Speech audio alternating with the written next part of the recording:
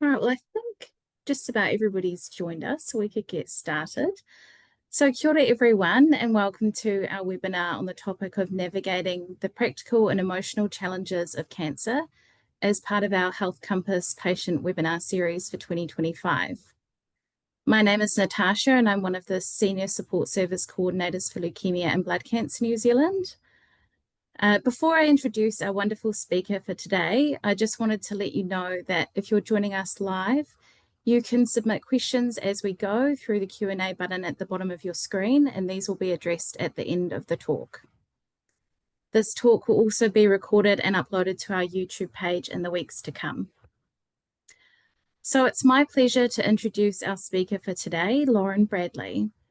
Lauren is the regional lead for the Te Whatu Ora Cancer Support, Psychology and Social Work team in the Northern region.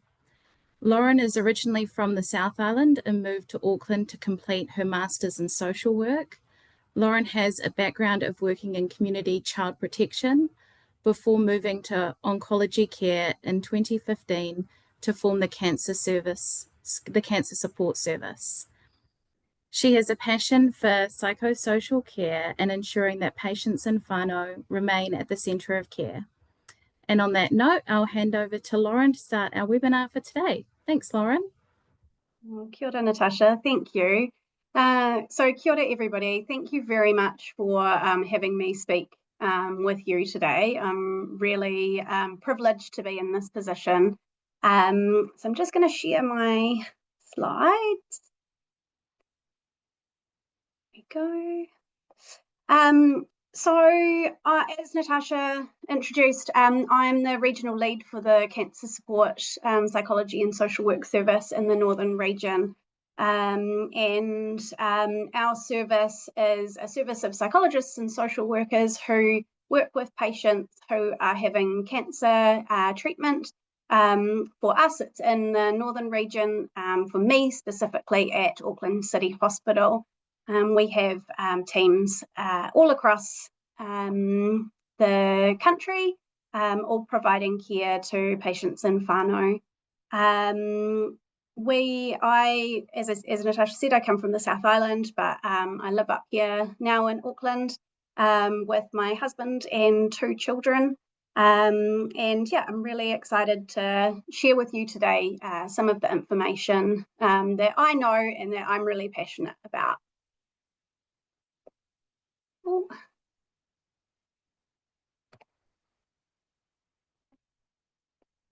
So to begin with, I'd like to talk about what we're going to talk about today. I'm going to talk a little bit about smart care, go through the 5 ways of wellbeing and how do these work for you.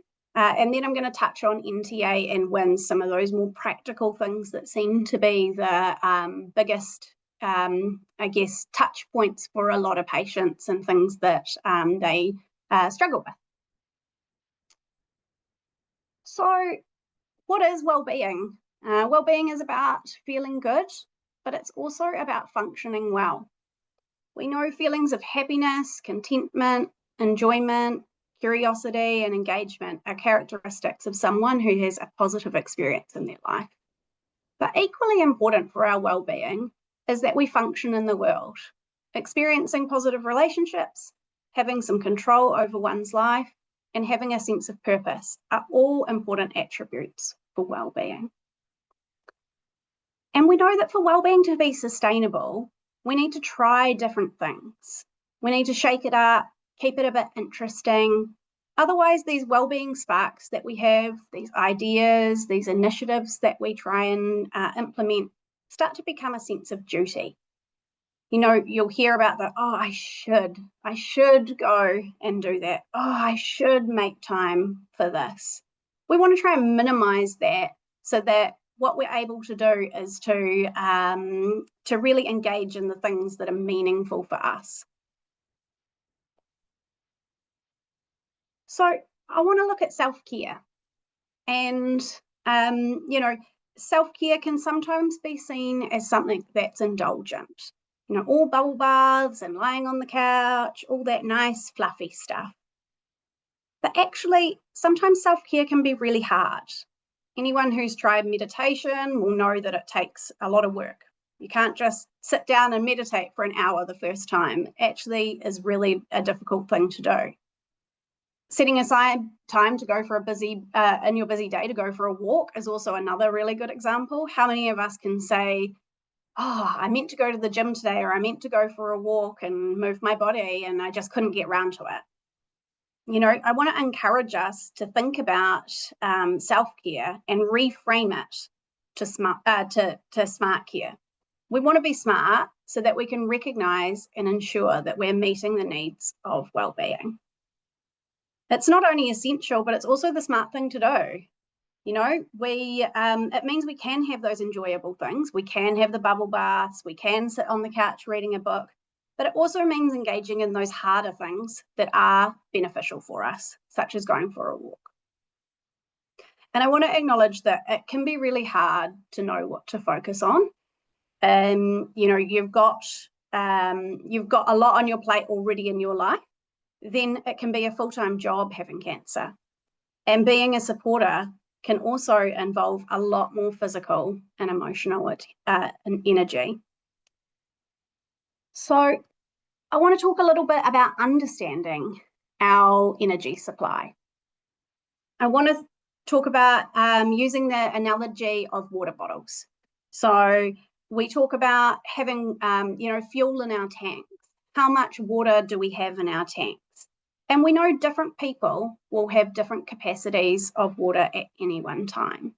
Some people might sit in that large water bottle. They might be full of energy. I'm thinking about my preschooler at 6 a.m. on a Saturday morning. She's full noise. I personally am probably down the other end at that time of the day. We all sit at different kind of stages, and we might be in those different bottles, having different bottles on different days. One day you might have lots of energy. Another day you might be medium energy. Another day you might be have a small amount of energy. I'm just going to stop sharing my screen for a moment and try to do this demonstration. It might work, it might not. Oh, I'll just have to unblur.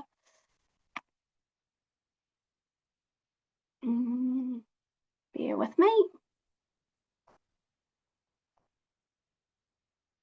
Okay, so we can see here our water bottles. I've got 3 here. Oh, there we go.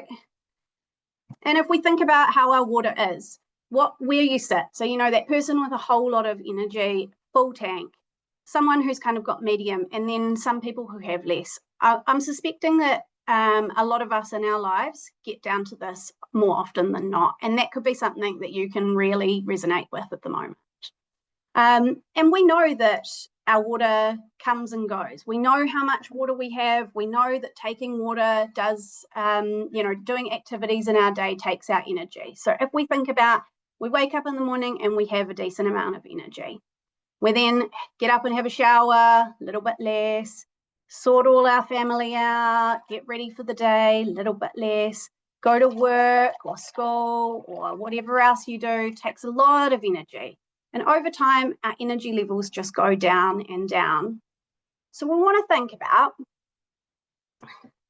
if you've got someone with a huge amount of energy and someone with less energy and the tasks that we might do. So if we think about going to the shop, we have to think about the shopping list. We have to mentally prepare first. We have to do that mental preparation of, oh, I've got to go to the shop, I've got to get that done. That takes some energy. We've got to make the shopping list. We've got to get in our car and drive. We've got to go and interact with all of the people that are at the supermarket, pack our bags, get back in the car and drive home, unpack our bags. All those things take our energy out, right? If you're a person that has a lot of energy in your tank, that's pretty, you know, it's a big thing, but it's a pretty insignificant event for your day. But if you're sitting with very little energy at the beginning of the day and you manage to do all of that, you're probably feeling pretty low at that point. So I guess I'm wondering, when our energy is limited, how do we use it? How do we keep doing the things we do And how do we think about how we're allocating our energy and how we can get some of that energy back? It might be that we think about, asking someone else to write the list for us. It might be that we do our shopping online. Hey, we order online. It still takes some energy, but don't have to drive down, don't have to interact with people, only the person who drops it off. And so your energy is starting to get a little bit more. You're starting to conserve the energy. Thinking about, what's important to you. What do you want to put your energy into? And what do you want to kind of go forward with? So just pull my slide back up.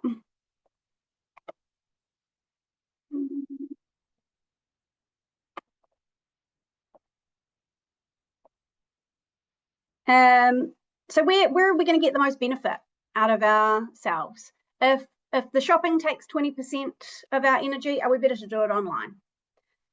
And then there's the things that really mean value to us, the things that we want to keep doing. They might still take a lot of energy out of our day, but they're really important. Thinking about attending maybe your child or your grandchild's football game, say. Those are the things that might take a huge amount of energy. They might take 50% of your energy if you're sitting in a low energy space. How do you get to do those and also be able to save yourself from all of the other things that need to be done during the day? So if we think about that example of taking say your child to a football match, you might be able to set things up in a way that put some of that energy or keep some of that energy in your bottle. The game might be 2 hours long, so you might go for only an hour. It might be that it was a game and then a lunch afterwards, and you just go for the game. It might be that you leave the housework for that day. Don't do the washing, leave it in the laundry, leave the dishwasher stacked and unpacked away for one day. It might be having a package of care that is arranged by the hospital if you're eligible for it. It might be accepting that.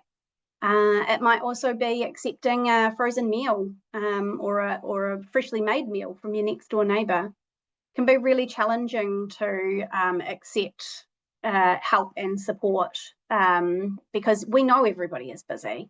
Everybody lives busy lives, and it can feel like a real burden on other people, but it's about being smart with our energy. And so I guess while we're thinking about that, what size would you consider your energy bottle? What bottle do you fit into at the moment? And how are you spending your energy? Are you getting your good bang for your buck?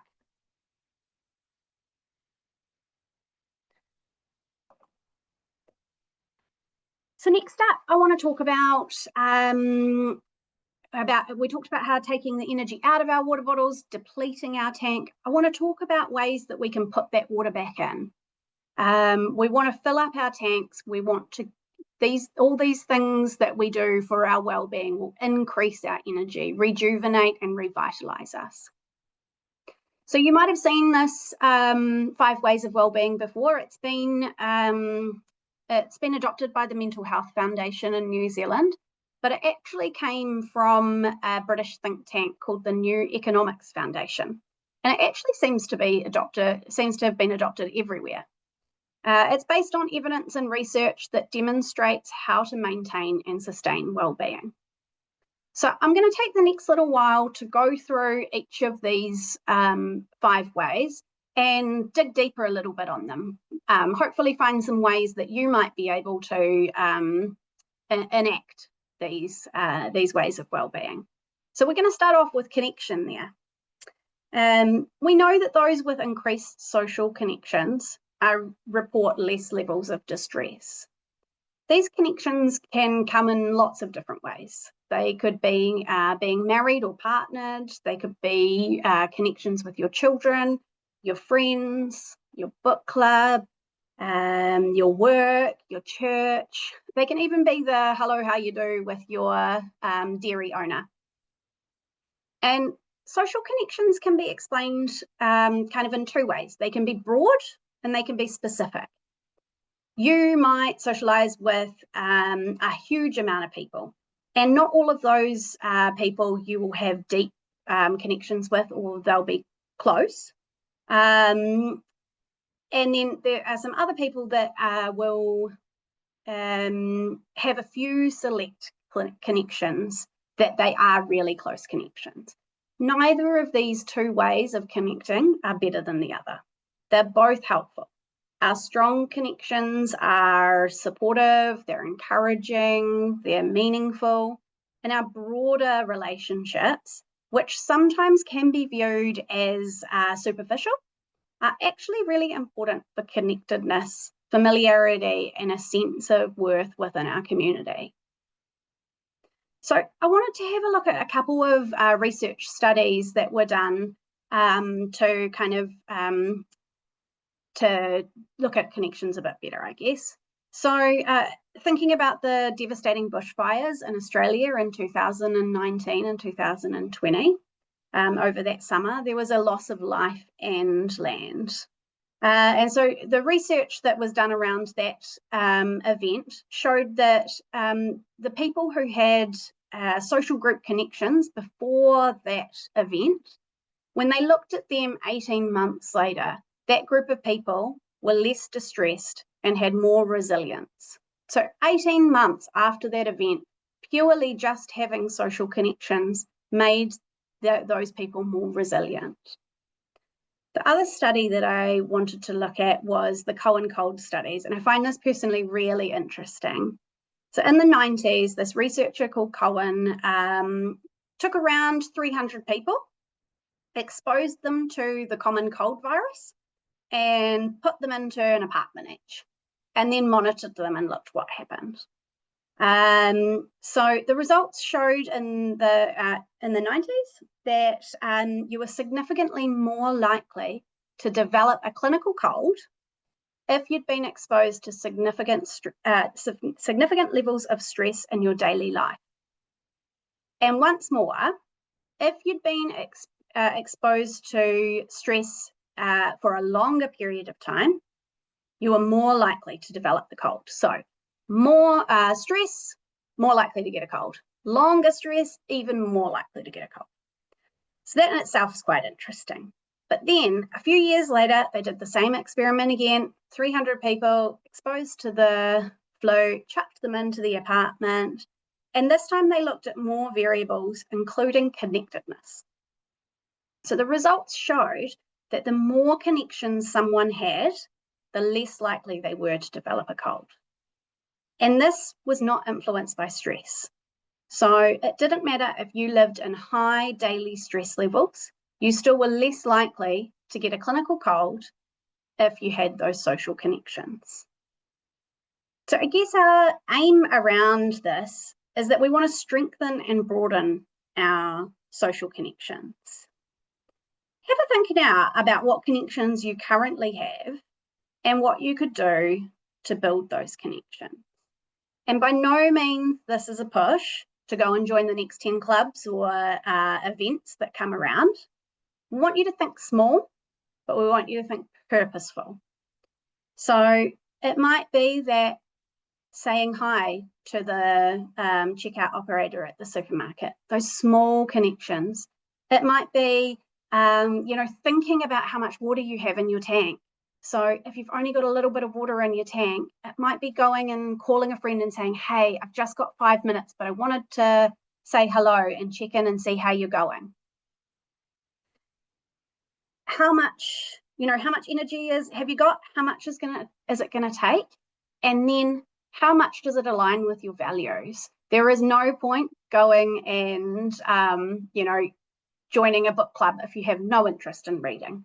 Think about where you want to put your energy. Be really purposeful on that.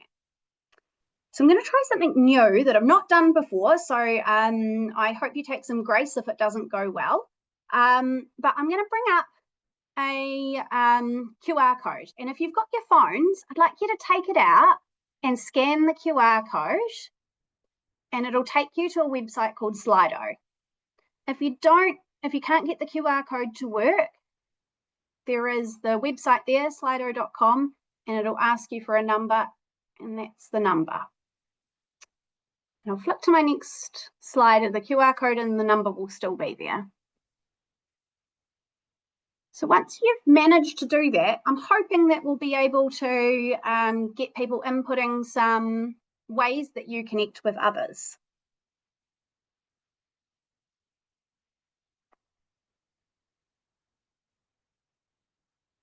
Yeah, nice. Food, gaming, cup of tea, dog walk with friends, nice.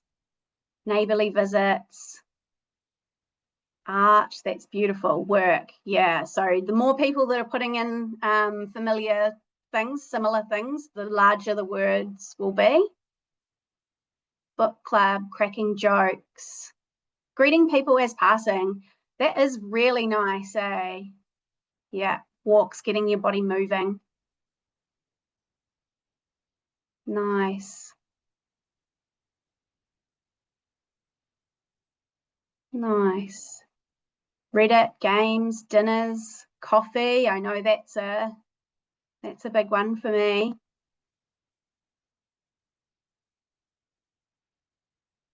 Yeah, dinner with family.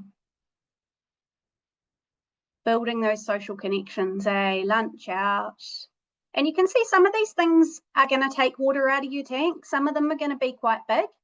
You know, doing a full day of work is quite big. For some people, dinner with family will be quite big. Other things, having a cup of tea, doing some art might be less taxing. Yeah, WhatsApp chats. You guys have great suggestions. Nice. Cool. So I can see lots and lots there, and these slides will be shared, so you hopefully will be able to see some of the suggestions that other people have put up, and if they align with something that you're interested in, then jump on board with that. We're going to come back to Slido a couple of times, so keep your phone handy. And I guess what was really interesting to see there was that you probably will see as we go around, a lot of these intersect. So you connect and you're being active. So if we think about being active, I saw lots of comments there about, you know, going for a walk with a friend, going to the gym, going to footy, whether that's playing footy or watching it. So you're connecting with people and you're also moving your body. So if we kind of segue nicely in there into being active, there are plenty of benefits that we know about being active for both our physical and our mental health. You know, the evidence shows that even a single bout of exercise, less than 10 minutes, has shown to improve your mood. So thinking about that thing, it doesn't need to be huge. It doesn't need to be vigorous to have a benefit. Small gains, small frequent gains add up. This could be going for a dance. It could be going to the gym. It could be going out for a run. It could be going for a walk. It could be going for a walk down to your letterbox. If your energy levels are low, if your water bottle is small and your water capacity at that time is half of your water bottle, what is it that you can do? Is it just stretching? Is it sitting at your desk, stretching, sitting on the couch, moving your toes up and down? Is it going for a walk to the letterbox or going for a walk to the top of the street the next day? It doesn't have to be huge. And so we're going to bring up Slido again, and I'm hoping you guys can come up with some ideas of what you guys do to keep active. Thinking those big things, thinking those small things, the medium things as well. What is it that you do that helps keep you active in your day? It's the gym, walking, volunteering, e-bike ride. That's awesome. Yeah, walking, gardening, yoga, walking the dog, a round of golf. Nice. Yeah, parking away from the shop door. What a great suggestion. You know, these small purposeful acts. We're going to talk about bookmarking and bookending things later on. So it's about how do you set aside time when life is really busy, when you have a full plate of activities to do. how can you fit these small things around? You might not be able to fit a huge event, but you might be able to do a little bit here and there. Pink and steel classes, frisbee golf, that's lovely.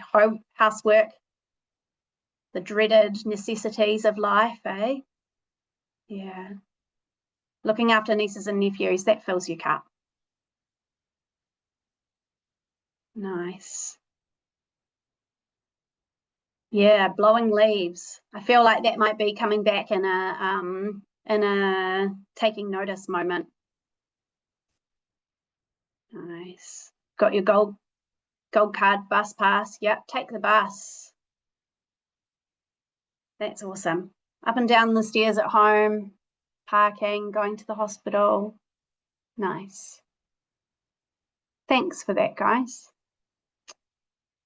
So flicking back now to taking, we're going to flick to taking notice down there at the bottom. So somebody put up there blowing leaves. Taking notice is about being curious, catching sight of the beautiful, noticing what's around you, becoming aware, savoring the moment. Our research has shown that being trained in taking notice of what is happening has long-term benefits to well-being. It seems to help us become more aware of what is and helps us make decisions that are better aligned with our values.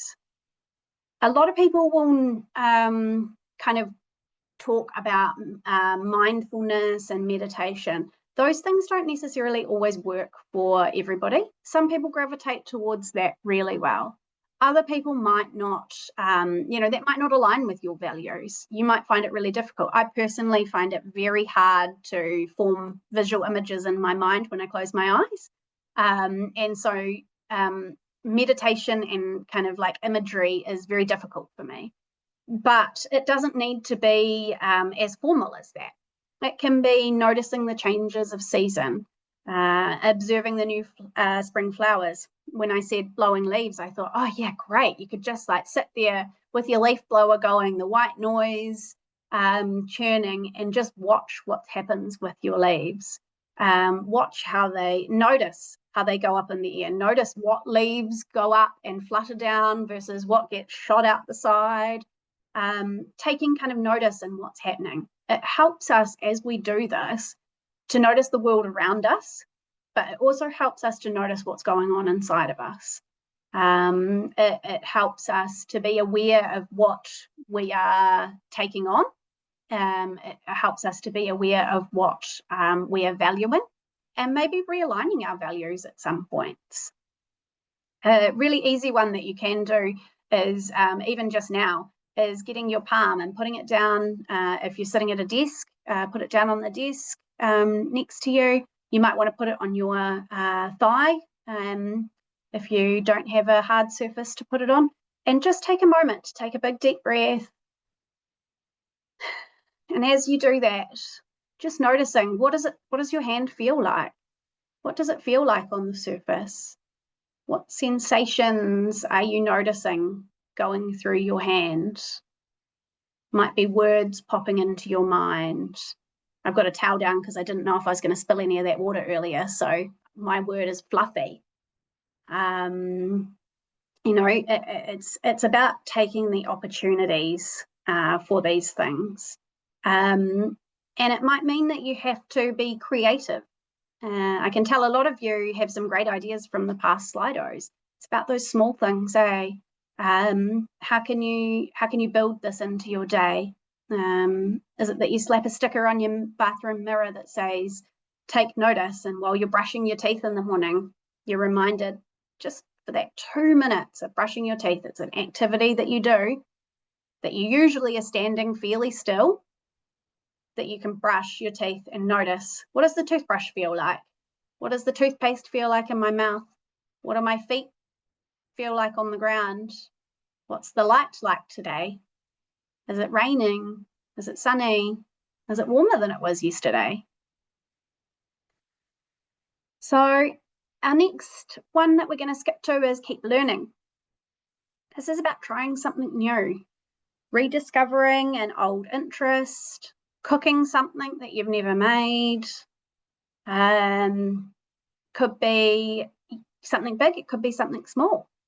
Research shows when we learn, we name a sense of purpose, we name a sense of achievement, and that learning impacts our feelings of competency, our self-esteem, and our hope. Setting goals and going out to achieve them is shown to be very good for our well-being. Using Slido for me, first time I've ever used it. That could have gone disastrously. It seems to be going quite well. I've learnt that I'll probably use it again. You know, it can be really hard to bite off a big chunk when you're learning. It doesn't need to be a big chunk. It could be that you want to try learning. Somebody said they've got their gold card, their bus card. It could be that they're wanting to try and go to the hospital on the bus. That might feel like too big a task to begin with, but just opening up your phone, downloading the Auckland Transport app or whatever similar one you have in your area, looking at the different bus routes might be a start. That's learning. It's keeping your mind fresh. I recently did a cake decorating course. It took me about a year to get to actually getting to the course. First of all, I started talking about it with friends, talking about what there might be out there, looking at different courses that were around, looking at Pinterest for different ideas of what to do, before I actually then took the commitment to doing, you know, the 5-week course. So if we grab our phones again, last time I promise, and what are some things that you do that keeps you learning? Ultra aware that you've probably had to do a lot of learning in the time since that you've had your cancer diagnosis. That is a huge amount of learning in itself, isn't it? Not only learning about yourself, but learning a whole new topic area. Write a novel, geez, that's awesome.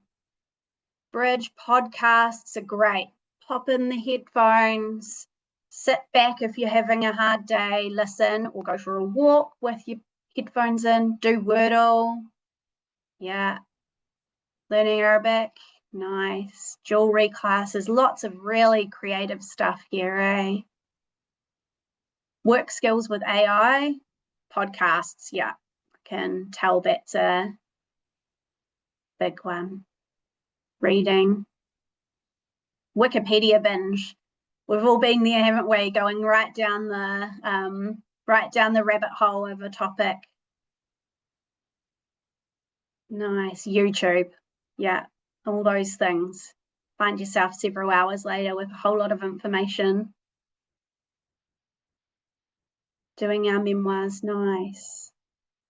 Nice. Family history research. Yeah. There's a lot of stuff here. You can see there's stuff that's really meaningful to people, eh? Pulling on your skills that you already have, your interests, as well as the things that really fill your cup. We're thinking about filling those bottles back up. All these things are going to be rejuvenating us, giving us more energy, you know, to do the things that we want to do. Nice. Nice. Lots of stuff there. Okay, I'm going to move on now to our last way of well-being, which is to give. And it probably isn't surprising that this is to do with giving something to somebody else. Doing something nice for a friend, it could be a stranger, it could be thanking someone, smiling, volunteering. Giving is strongly associated with feelings of self-worth and positive feelings. It's shown that committing to an act of kindness once per week over a 6-week period is associated with increased well-being compared to control groups. And we know this, right? We know when, you know, you're walking along and somebody smiles at you, or you know, those random acts that people do, they make other people feel good, but they make us feel good when we do them. You know, when you smile at, you know, you see a lady with a brand new baby and you smile at them, it makes you feel really good inside, but you also notice that they're really stoked that you've noticed what's going on for them. It's it's not only adding to our water bottles, it's not pouring the water back into our water bottles, but it's filling up other people's water bottles too. So I want to take a really quick moment now. We know with adult learning that people are probably by now starting to switch off a little bit. It's a long time to sit and listen to someone rabbit on and to look at a computer screen. So I just want to pull in some of the top tips to take home. I want you to think about bookending time. So all of these things, if you go and try and achieve too much at once, it's really hard to know where to start. So bookend your time, set aside a time slot. Like I said before, it might be doing your mindful, you're taking notice while you're brushing your teeth. It might be booking in, a weekly Pilates class that you go to, that you know that time is always dedicated for that. You're more likely, if you plan ahead, you're more likely to not put off doing these things that are so good for us. So small changes are actually big changes. You can start small, and even the small start is really big. And it kind of is linked in with that next one. 1% can be a start. Don't bite off more than you can chew. Think about what you've got in your water bottle and what you want to be putting your time towards. So just touch the task. Just go in and touch it lightly. It might be if you've got a massive work email that you need to respond to that's really, really important that you respond to it, but you just can't quite get there to do it. Just open the email up, jot some bullet points down. If it's about doing something for your well-being, if you want to go, if you're inspired and you want to go do a cake course, go open up Google, jot down some of the things that you might have to take into consideration. And so allocate your water wisely. Make sure you're doing things that are towards your values. And where you have to, pull on other people who have bigger water reservoirs. Grab those people with those big bottles, let them help. Order them to do the shopping, send them out to unpack the dishwasher. Where people are offering to do small things for you, take those things and use your energy and your water where you want to use it most. And so then I also just encourage you to try some behavioral experiments. Just take a punt and test some of these things out. You never know what's going to work or what's not going to work until you try it. You can try and fail. You can try and succeed. You can notice what went really well, notice what you would do differently next time, and notice what maybe didn't go so well. I've noticed today that using Slido on webinars is quite good. It wasn't a disaster. I'll probably use it again. So those are kind of the takeaways that I would have for the well-being piece. There are always additional supports out there. So there is a 24/7 call or text number, 1737. If you need to reach out to somebody, you've got the access there.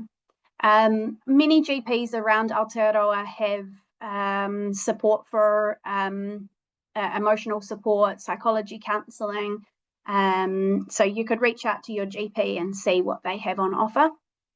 And then it differs obviously around the country, and I know that there is people from everywhere on here, but there are groups like the Cancer Society, LBC and Cancer Support in the hospitals who can support you if you're feeling like you're needing more than what you currently have. And so now I'm going to take a pivot slightly, more than slightly, largely. and talk about some of the more practical things. So NTA and WINS are probably the two biggest things that come up for a lot of the patients that we see in our service. I just wanted to go over some of the information for NTA. I've got some, I should have said earlier actually, I've got some resources that Natasha will send out after my talk around NTA, WINS, and 5 ways of wellbeing worksheet. So you can look at that and you can jot down the different some different ideas that you've had from today about where you could start enacting some of those wellbeing ways. But NTA from the outset is in my opinion, a poor system that we have.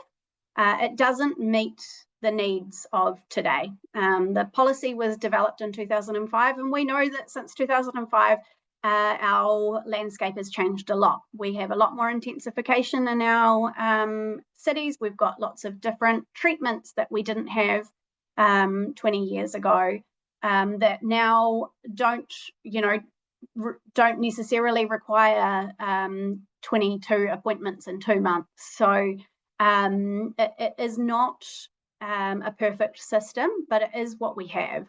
And so I might go through. I've noticed that the phone number on the claim form is incorrect. So I've put the phone number here, and I'm going to try this, but I'm not sure if anybody will be able to see it. So this is a bit of a flowchart. This is one of the resources that we have. It basically has there the criteria. So to qualify for National Travel Assistance, you need to travel 350 kilometres per way per visit, or you need to see a specialist. So that would be your haematologist, oncologist, any other specialist that you might have as well, 22 times in 2 months, or visit them 6 times in 6 months and travel more than 50 kilometres. And then if you're a community services card holder, then you need to travel 80 kilometres one way. There are also child details on there, and that might apply to some of you, but I'll just talk about the adult side of things because that's what I know about.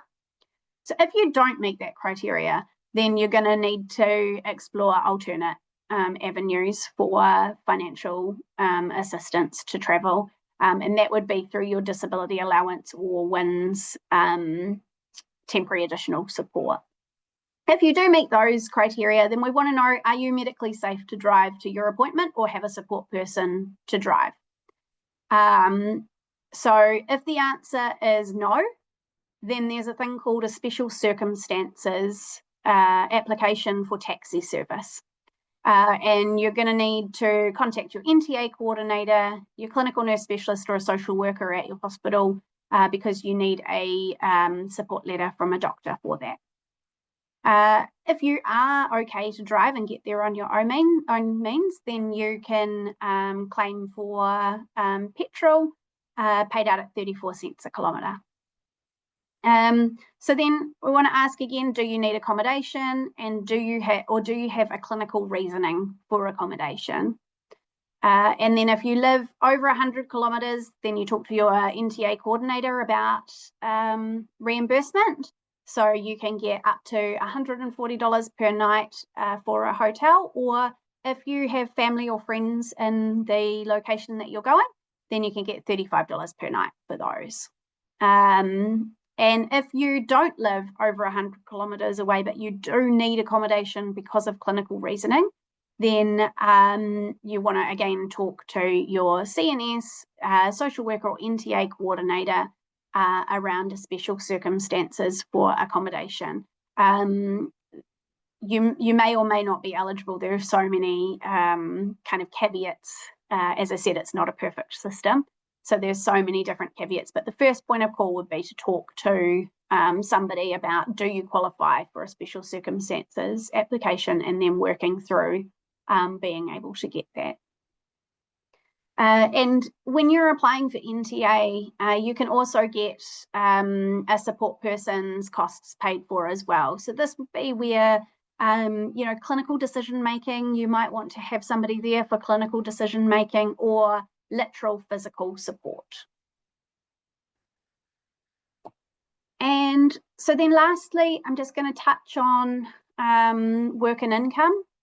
The most important thing to know is that you need to make contact with them as soon as possible. As soon as you think you might need their support, make contact with them, because they won't backdate any payments before the date that you've made contact. So that might mean that if you finished work three months ago, but you're only deciding now that you're in the right mind to apply, then you might find that they won't backdate to when you stopped working. They'll only backdate to that date when you made contact. There are three main benefits. They're all means tested. So there is the job seekers with medical deferral, and that's for people who are going to be returning to work within 2 years. There's the supported living payment for a patient, and that's where the patient won't be working for more than 2 years. And there's the supported living payment for a caregiver. And that's where your caregiver, where the patient, would otherwise need to be in 24-hour rest home level of care. Unfortunately, the 0800 number is a very busy number, and it can take a long time to get through. And there are no, shortcuts around it. We at Auckland City Hospital don't have a number to call that we can get earlier. It is just that same number. So the other place that you can try and access to see what you're eligible for is on the Work and Income website. This is the landing page, and you can see there I've highlighted check what you might get. So that can be a place of going in, you follow through a whole lot of prompts, and it will tell you what you might be able to apply for, and then directs you to how you might apply for that. Medical certificates can be obtained from your GP or from your treating specialist, and a lot of the time they can be done online. So that is me. All finished. I will stop sharing and see if we've got some questions.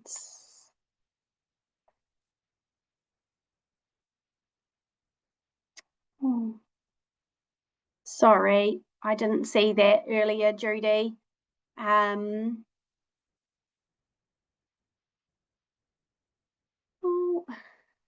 got a question here. Sometimes it's hard for members to understand the stress and fatigue I feel. How do you suggest I assert how I feel, and what words you can use? That's a great question. I guess it depends on what type of person you are. You might like to write down what's going on for you. Write down some of the things that are really that you want to get across, and then be able to use those as a jot. You might want to write someone a letter saying, I really need to get this across, but I don't know how to say it to you in person, so here's a letter. It might be talking to them about things that are meaningful for you. You might use this as a good springboard. You might say, I went to this talk today, and they talked about sharing how we feel and what ways that we're impacted, and I'd like to have a chat to you about it. Yeah, it's tricky without kind of knowing a little bit more about your situation, but yeah, you could try some of those. Thank you, Libby. Just a comment, sometimes people are draining. Yeah, the connected piece does use energy and doesn't restore it. Yeah, that's absolutely true. And that's where it's important that we're using our water wisely. So we don't want to, we don't necessarily always want to connect with those people. And it might be that we have to connect with those people sometimes. You know, sometimes you have family commitments that you absolutely, you know, your mum might be somebody that you really drains your energy, but you have to connect with her. It's part of your obligations culturally. You feel like you need to for your family. And so then it's about that. Like, how are you doing this wisely? If I have to go and connect with mum and I find it really draining going round to her house, how can I drop in for 5 minutes? And sometimes that also is really hard. It's not, you know, that's not always easy.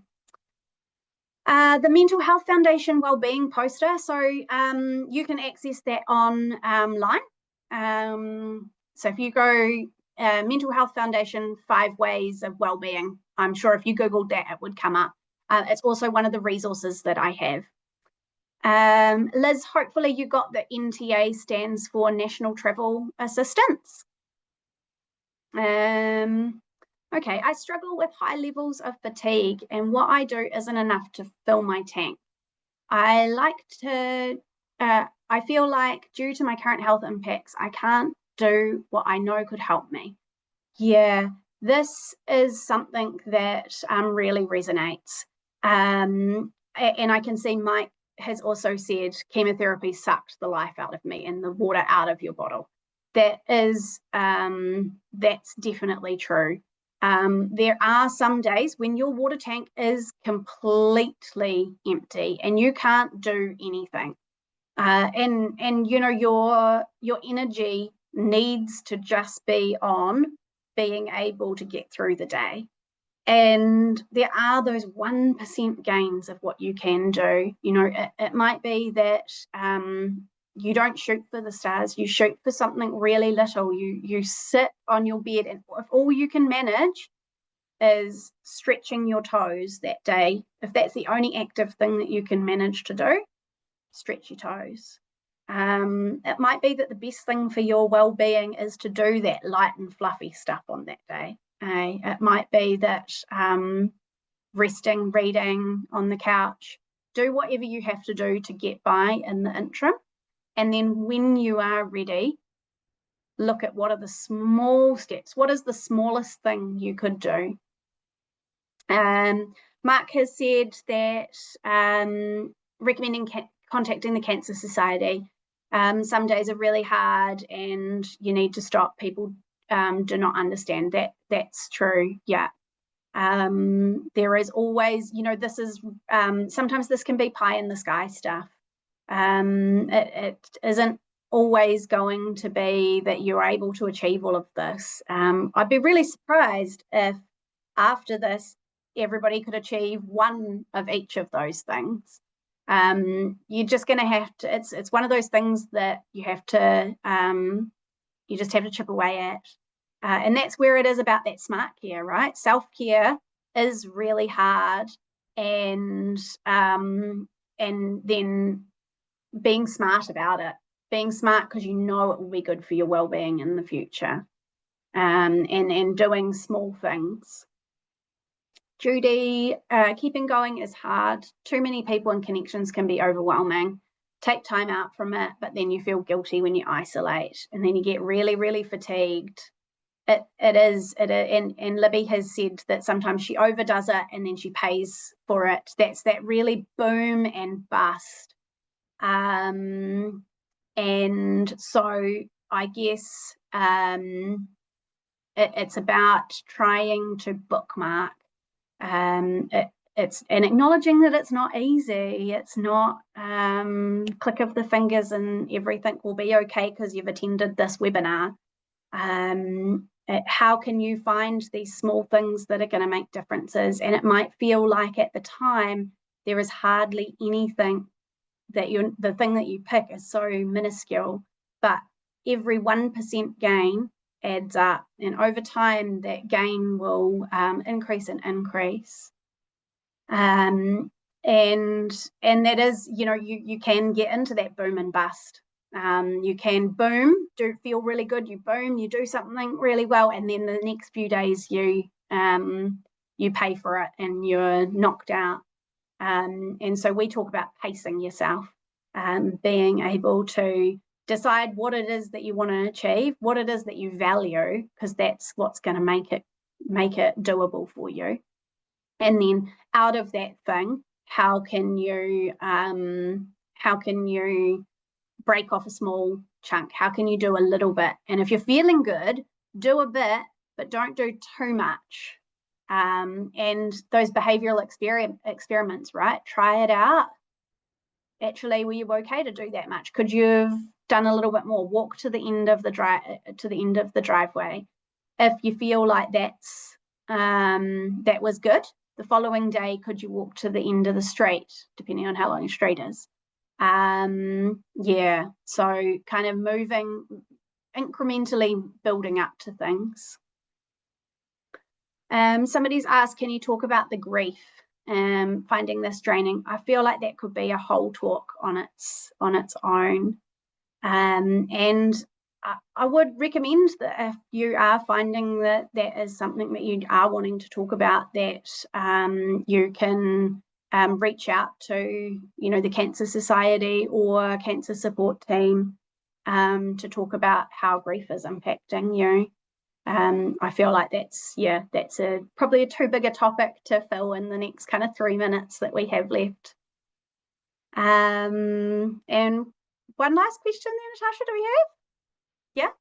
I feel like Judy and Libby, friends don't understand why I need to sleep so much. Yeah, this is a very common thing that I hear about the expectations of other people, and people not kind of fully understanding what it is like living with cancer and living with treatment often.